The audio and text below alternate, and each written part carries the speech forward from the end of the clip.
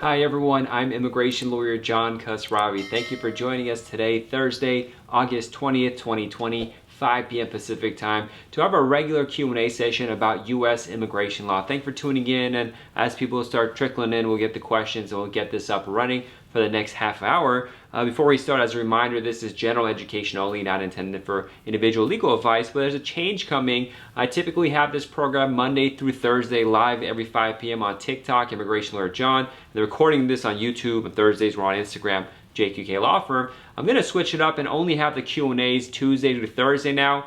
And then on Mondays, either do a Q&A that's, not fixed time, but also about a fixed topic. So it won't be a Q&A at all. It'll be a live potentially, or maybe recorded, but it won't be an open Q&A where I answer everything that's popping up. I thought it gives you the opportunity to talk about other subjects that don't get talked about. I'll look at your comments and see a question that's popping up a lot, but those individuals don't have time to ask it during our live session, so I can make up for it and get those there. Well, we'll see how it works, but I always want to change it up, so I appreciate everyone who's joining us and getting involved in everything we do here. There's a lot of support, and I appreciate Sandeep says, I want to ask you about I-130. Well, ask your question, I'll let you know if I can answer. But with that said, another reminder is, especially at I-130, if it's going to be marriage-based, you could download the Ultimate Marriage Green Card ebook, the greatest ebook ever on marriage immigration. That's free, that's out there. And so you could check that out on www.marriageimmigrationlaw.com/ebook. I think it'll help you a lot. It'll be the first step you need to take before hiring an attorney and looking more into the process. And with that said,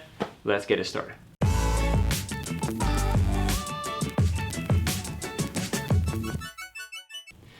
All right, Rona says, quick question, is the green card lottery still going on? Yeah, it never stopped, actually. One of my colleagues got a green card interview for the lottery in Los Angeles. Adjustment of status approved today. She told me it was approved. Very excited for her.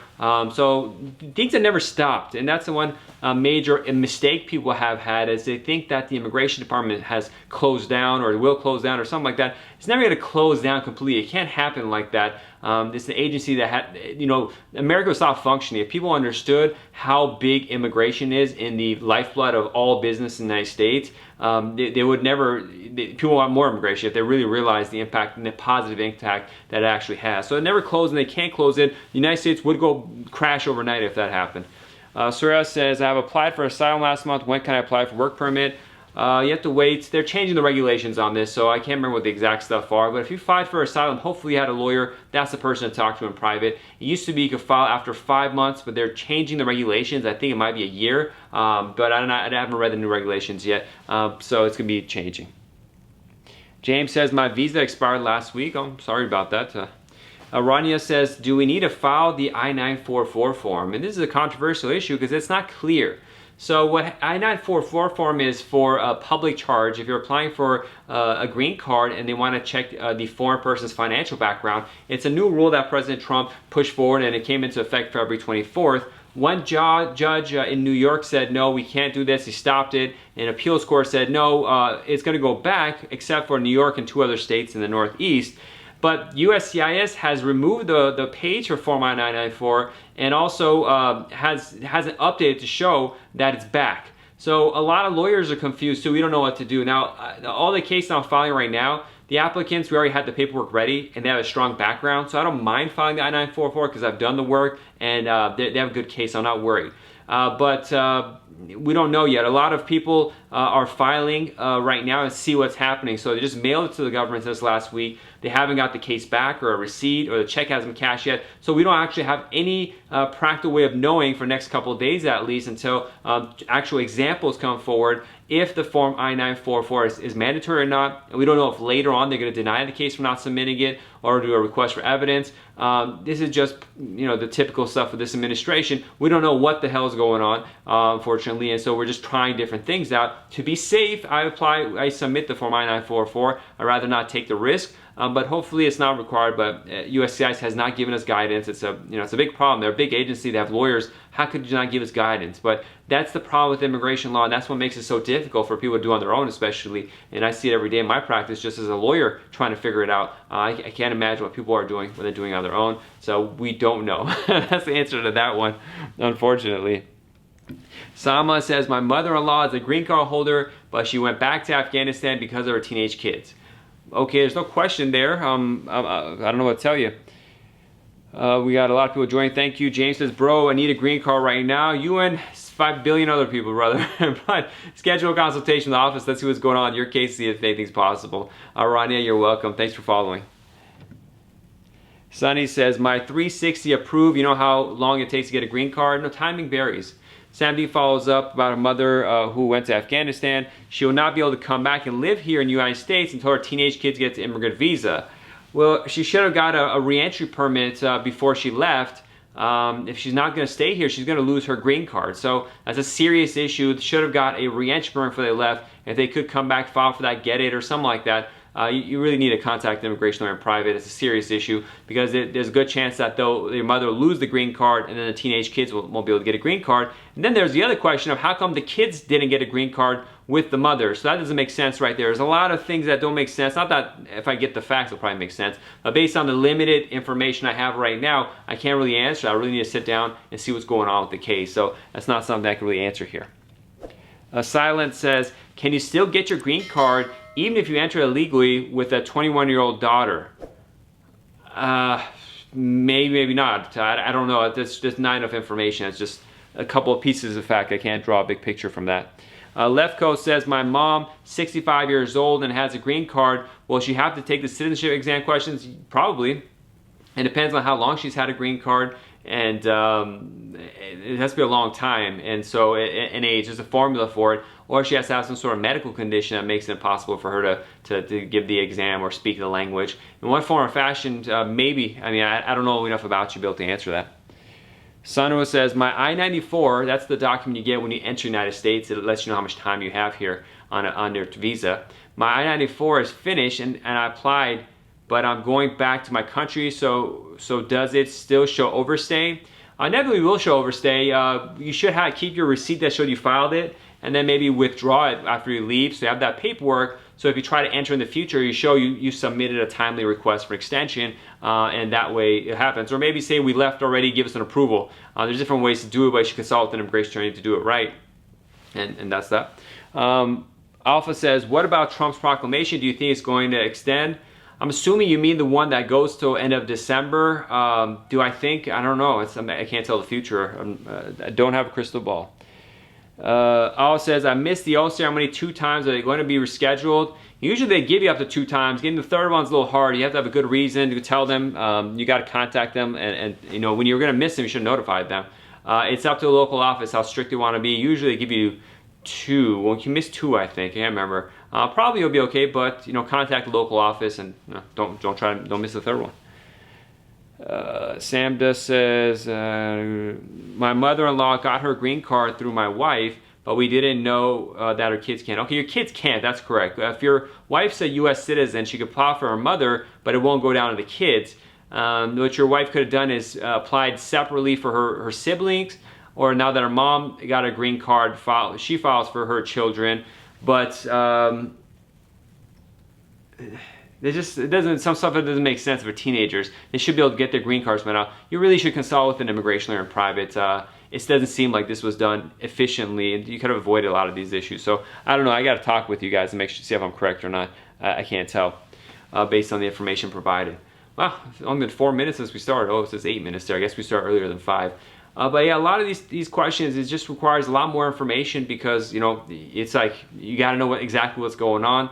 And each case is so different things pop up. You know, today was a good day. 2 of my clients, or a couple, went to their green card interview, a marriage-based green card interview, and it was approved on the spot. So it was a great thing to see. Marriage green card interviews are happening across the country, and they are getting approved. We got notification from USCIS that they started the printing of the green card, and they should get it hopefully next week. So that's good. They originally were supposed to have their interview in like late March or April, but then COVID-19 hit and they shut everything down. So, you know, April, May, June, July, August, 5 months go by, and they just had their interview today. It was approved. It's good stuff. So we're really happy they got the green card. You know, people are waiting forever to get these things, so they can go on with their lives and, you know, just go through it. And they're, you know, worried. But that case was supposed to be scheduled in late March, I think it was. I have another case that was scheduled around the same time. I think it was early April on that one. And we still haven't got a rescheduling. The weird thing about these rescheduling of the green card interviews that is happening is that they're coming and notifying us like 10 days before the interview. They don't really give us much space. And so it just makes it hard when you don't have that much time to plan. You know, you got to do what you got to do, so you're going to drop what you're going to do to get that interview and get it out of the way. But you know, it sucks when you have to make a quick decision, jump, and you might have got the letter in the mail late. That happens too. So all of a sudden, like, oh wait, like 3 days I got an interview, you know. So it's a weird situation. Son says, so if I show my receipt in the future while coming back to the United States, I will not have problems about I-94. I can't say what you're going to have or what you're not going to have because I don't know your case and what you submitted, what you said. So I really can't advise you as to what you could do specifically. There's some things you do, but you should really contact a lawyer in private. Al says, I was outside the country due to some family emergency and I missed 2 times the oath ceremony. I mean, did you notify them that you're out and please reschedule, or just miss them? So I don't know. It just depends on how flexible they want to be. You'll probably get another shot, but it's not really up to me. Samad says, the derivative beneficiary did not apply. That is why our kids didn't get a visa. When your wife's a U.S. citizen and she applies for her mother, there are no derivatives on that case. You can only individually apply for her mother. So there was no ability to get derivative, but your mother would then file for her children. If her children are teenagers, that's an F2A category case, which takes about, if there was no COVID-19, it'd probably take about 2 years to get done. The problem with Afghanistan is those cases get stuck after the embassy. But 2.5 years is not too bad. It made it sound like I thought it was going to be much longer. But the problem is that your mother-in-law is not supposed to stay outside the United States for that long, so that's problematic. She should have first of all got a reentry permit, and now you also have to plan for what's called the domicile requirement to show that she's going to be living in the United States, and they're more strict on the domicile requirement in Afghanistan. And so there's just a lot of planning that has to happen. There's the financial support aspects of it. The public charge rule will be in play, and they don't like, public charge rule is negative against minors and senior citizens. So there's all these factors that you take into consideration. You really just need to strategize with a lawyer to be prepared for it. Let's see. Al says, what are the procedures request for a new ceremony? There's no procedures. They do it themselves if they don't cancel your case. I would just write a letter, apologize, and say what happened. Please reschedule, just at least maybe that'll get to somebody. There's no procedure to do that. Amar says, does H-1B change of status amendment to the current ongoing H-1B application would delay more? I don't know. Let me see. Someone messaged me separately. Okay. Does the H-1B change of status amendment to the current ongoing H-1B application? I mean, maybe. I mean, so you filed one, it's still pending, and you filed an amendment afterwards.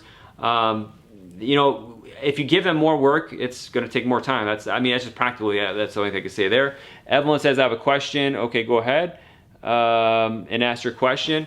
And some of these questions, it's just not full enough for me to answer the way it's asked. So some of them I need more information. And some are things I don't really specialize in too. So I'll be honest about it. That pops up. But Nico says, I applied for my U visa. Speaking of things I'm not specialized in U visas. I applied for my U visa in 2017. My lawyer didn't ask me for my doctor report. Does that affect my case? No. If you're filing for adjustment of status, you don't need your medical until the interview. If they don't do an interview, they'll request it from you separately. So it's not a big deal. Evelyn says, I have a question. Can I fix my boyfriend? I don't know if you can fix your boyfriend. Can I fix my boyfriend's papers? But he didn't renew his visa card. I don't know. I don't know anything about your boyfriend, his background, your finances, your relationship, what you've done, arrest reports. I don't know. Evelyn, you got to. This is like a big deal. I got to send talk with you guys. So just schedule a consultation with the office and we'll get into it. Somehow follows up. We did not any help from government. We can support them, but it's okay to get her back in the States. But is it okay to get her? I don't know, Sam. As I said, I got to review the case and see what's going on. That's too case specific for me to advise you. But I gave some general advice, hopefully help. Snake said, hi, I'm waiting for my passport interview.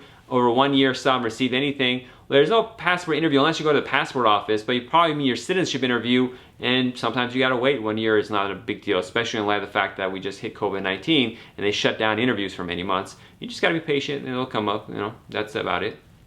Let's see. That's a good flow of questions. Thank you for joining on Instagram too, JK Law Firm. Sama follows up. To get her reentry permit, she has been out of the country for 5 months with a green card.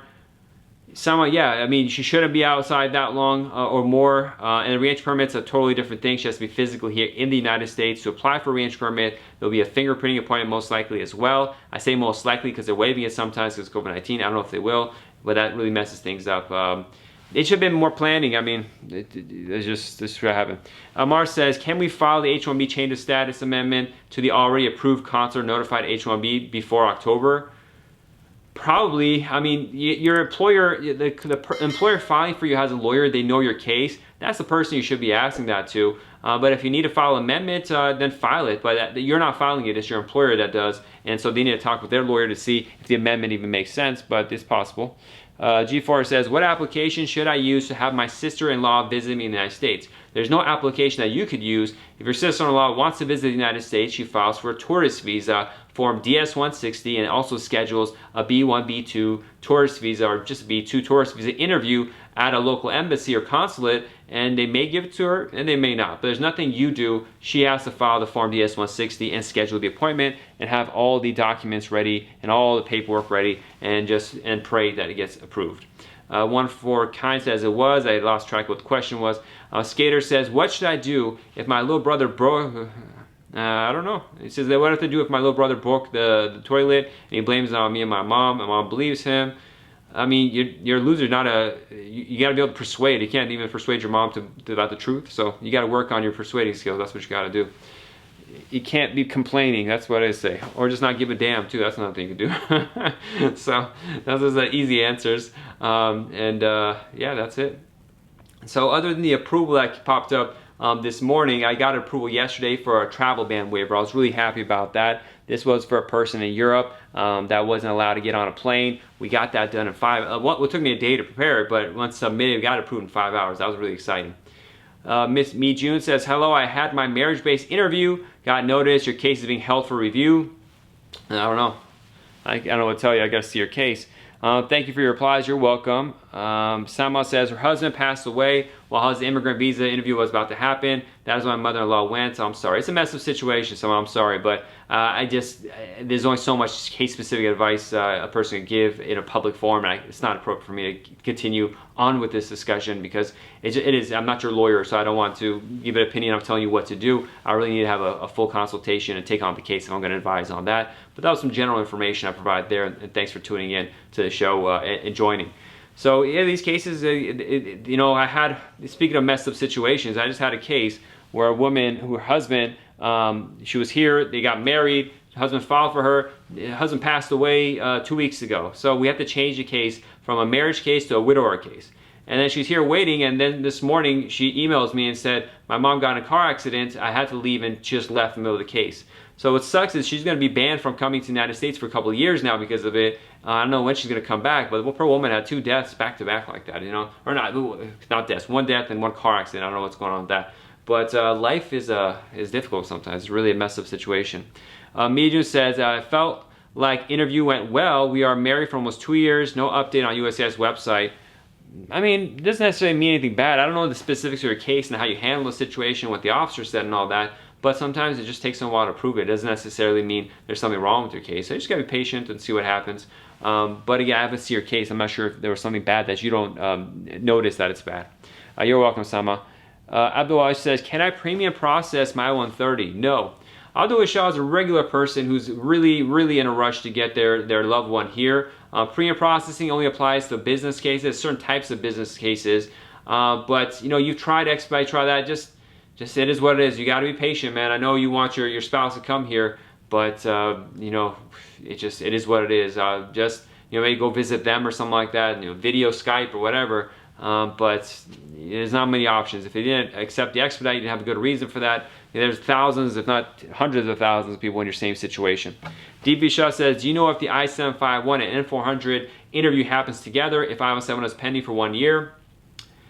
Well, if the I-751 is approved before your interview happens, I-751 is for removal of conditions. If you had a new marriage, you got your green card based on a newer marriage, after 2 years you have to file another form, I-751, to be able to keep the green card, show it wasn't fake.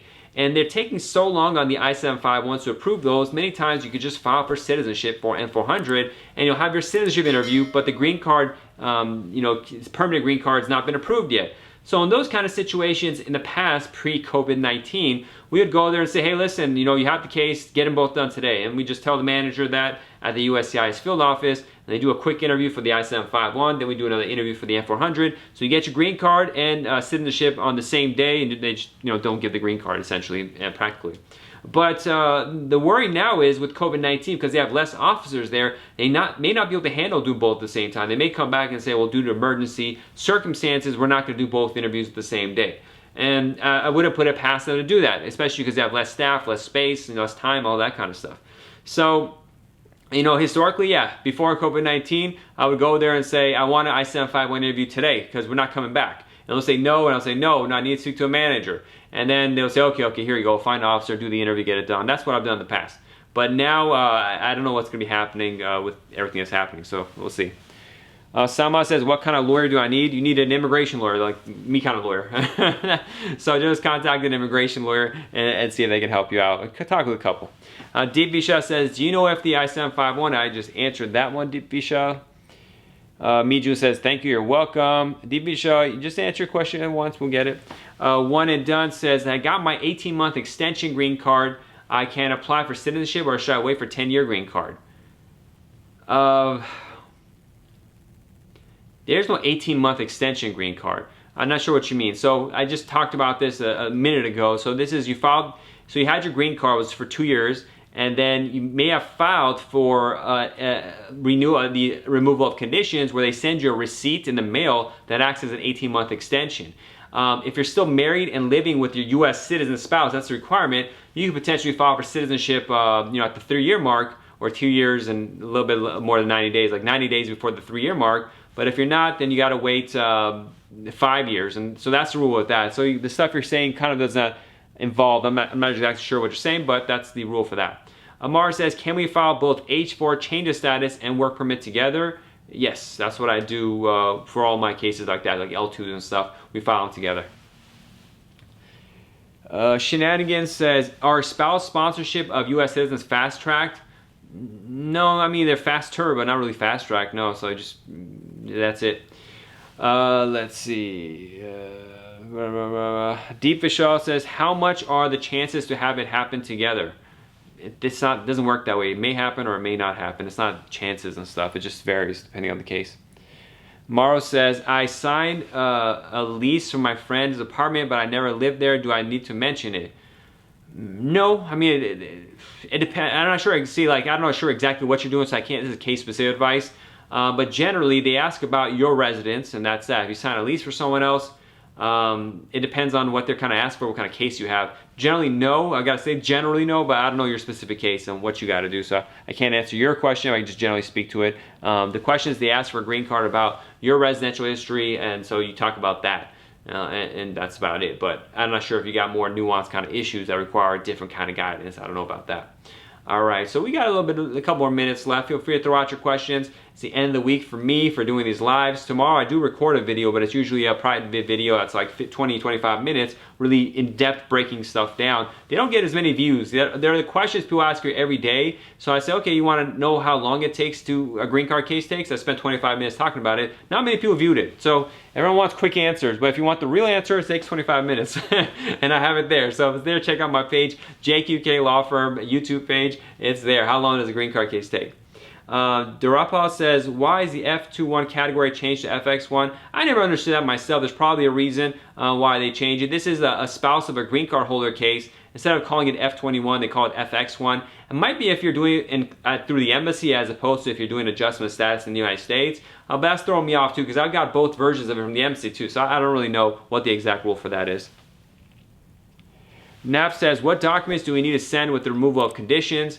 I did a detailed video about this. You check out JQ Law Firm. But you need to submit proof that your relationship was real. Lease agreements, driver's licenses or IDs at the same address, joint tax returns, joint bank statements, all 24 months of them.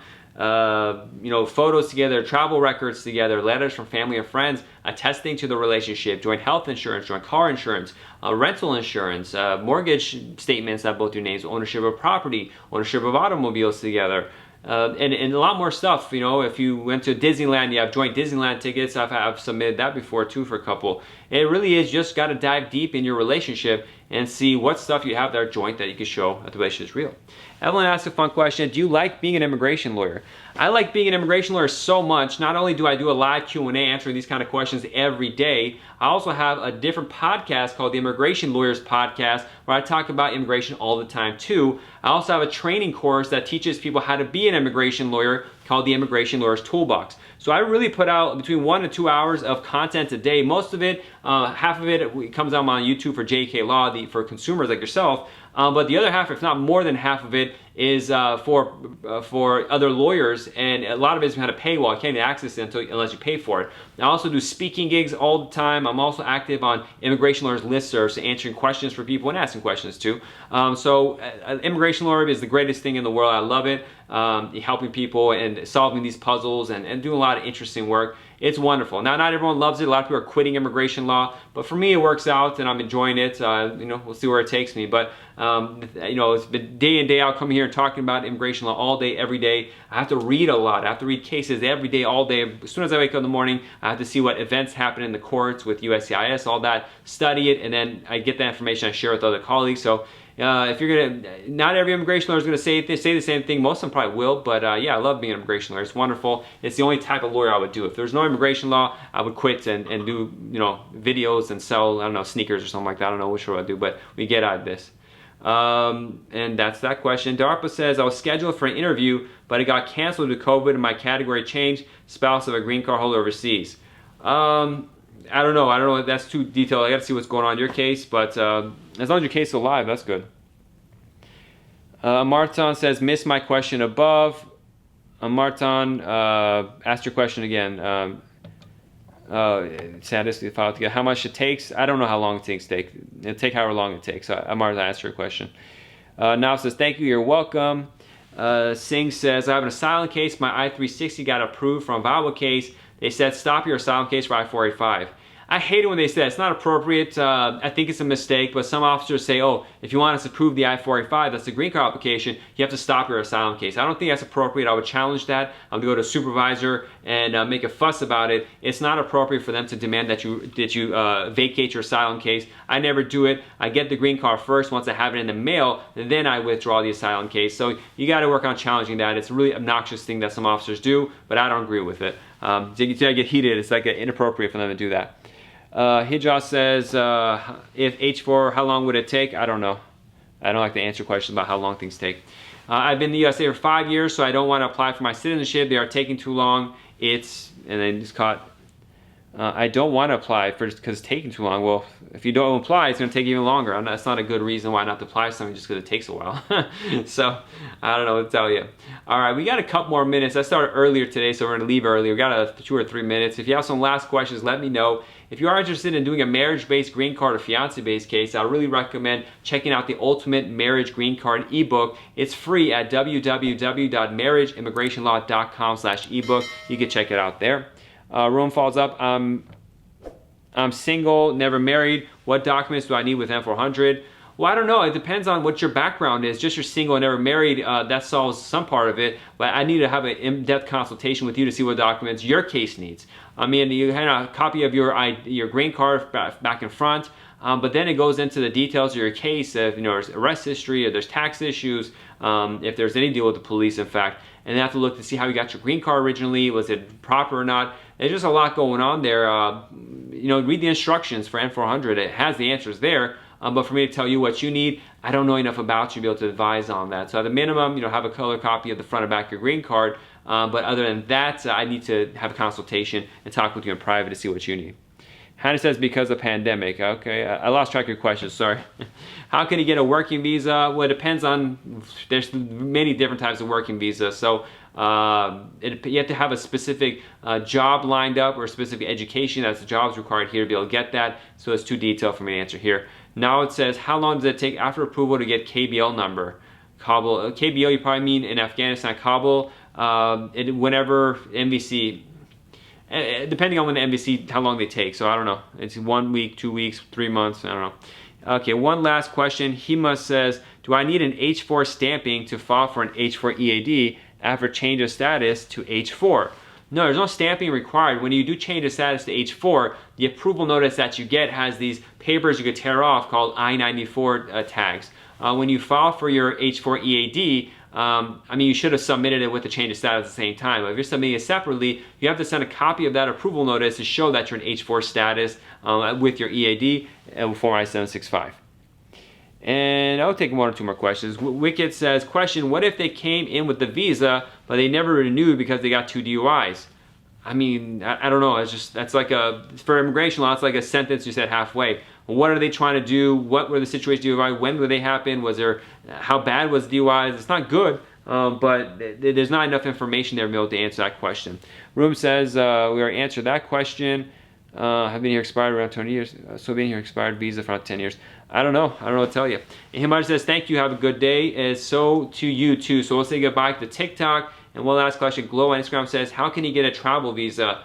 Well, generally you have to apply for one at the U.S. Embassy, but it depends on what kind of visa. If you mean a tourist visa, I already talked about that today, but you apply for DS-160, you go to the embassy interview, and you apply for it. Now, depending on your background, your case, you may need more documents, more paperwork, more forms. I don't know, but the very simple part of getting a tourist visa to the United States is filing Form DS-160 with the U.S. State Department, their website, CXEAC, and then scheduling an interview. And that's the basics, but all this information is online. Just type in how to get a travel visa or tourist visa, is the proper terminology, and you'll have all the information you need online right there, ready to go.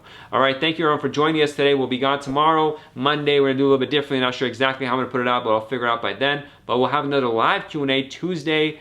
I'm going to say the day, but I don't know what day it is, but it's Tuesday. We're going to be on Instagram and on TikTok, Immigration Lawyer John. Instagram is JK Law Firm, and the video right here on YouTube. Thanks again. Catch you all next time. God bless. And at the end of the week, I want to also thank my team, Kathy, Dan, Lawrence, Erica, and Wilfredo. Thank you so much for everything that you do. Hopefully you keep this all going and do some really good help for all the community. And also thank you to my lovely wife and children and everybody that's helped me out, the family. God bless you all. Thank you, everyone. Bye-bye.